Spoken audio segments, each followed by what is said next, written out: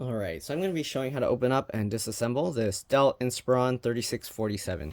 Alright, we're going to be using a PH2 screwdriver to remove the screws on the back here, the ones at the very top edge. Alright, get those two out. You want to keep screws in order because they can be different size, shape, and length.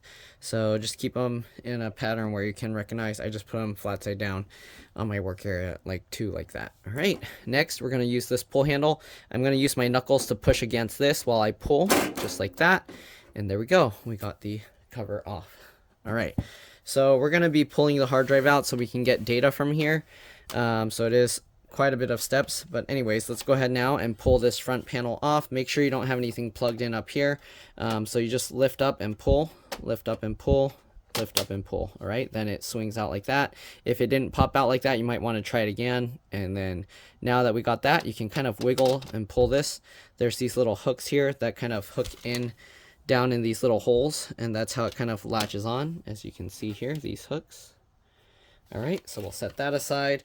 Also, if you're wondering, some people don't even know that you can actually open this, and then there's ports, USB ports and headphone jacks and SD card slot there, but that's what that is. All right, we'll set that aside.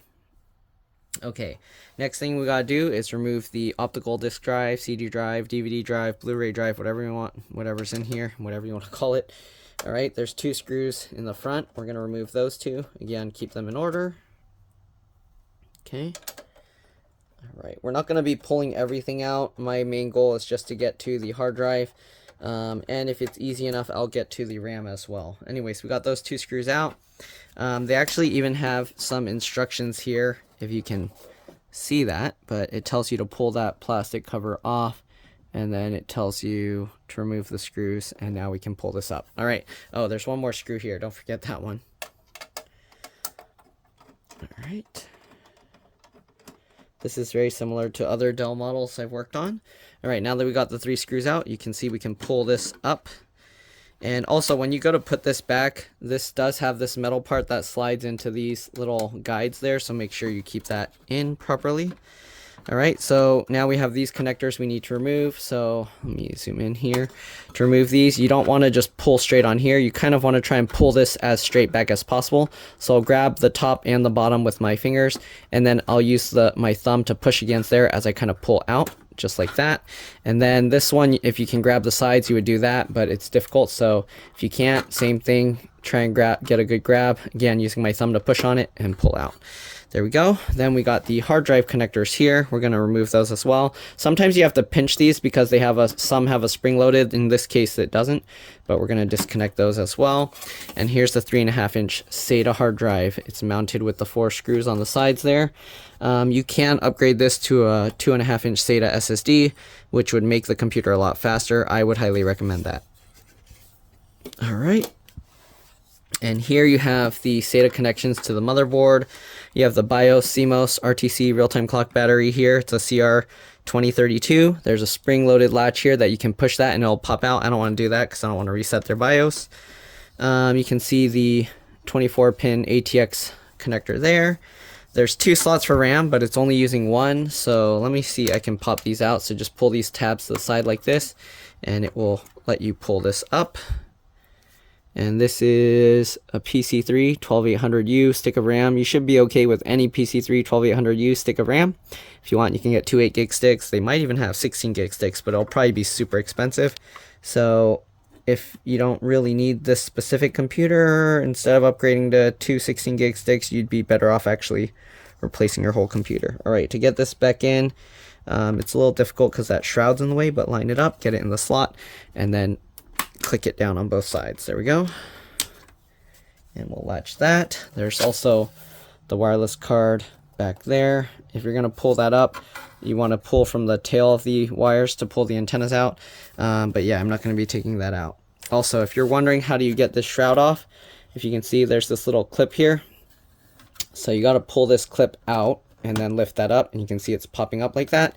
And I believe there's either 2 or 4. I think there might be 4. You can see where there's, where there's a little hole there. That's where the clips are. So then you can reach underneath and pull that clip out and pull it up. All right. Ouch. My finger hurts. I can't. Come on. Oh, did it clip itself back down? Yeah. Okay, so maybe we'll do that side and then the side back here. There we go. And then that's kind of enough. You can kind of wiggle this. And there's that shroud. That's how you can get that out. It has these little pegs to align it. Sorry, I'm zoomed in too much. But yeah, here you can see inside more. There's a 4-pin CPU power to the motherboard. And then you have the fan power connector right there. And what else? Motherboard, front panel, all the connections are there. Okay, and I think that's it. This piece with the USB ports and stuff on the front is also removable. There's actually only one screw holding that in, it looks like. Also, this is the wireless antenna coming out there, and the other wireless antenna is on this side. All right, that's enough of that. We were just here to pull the hard drive out to get the data, so let's go ahead and just get this line back up. And click that all back down. Okay. All right. So that's all clicked back into place. I'm going to pull the data off the hard drive and then we will reassemble this, but it's pretty straightforward. Just slide it back in, put the screws back in. All right. So I'll see you guys once I get the data off, and yeah, bye for now. All right, let's reassemble this thing. Okay. So it's just basically the opposite. Just line it all back up. All right. Get the hard drive in first, line this up, push the connector in, alright, just like this, alright, just like that. Hopefully you can kind of see what's happening. Alright, then we got to get these guys in as well. Alright, it's a little bit tricky. It might be easier to kind of get the shroud thing off, but let's see if we can do this. So we'll get the power in first. There we go. And the data cable like that. All right, then we just gotta line this back up and slide it down. Perfect. Okay, and then we'll just get the screws back in. We got the 2 in the front. Very simple, straightforward.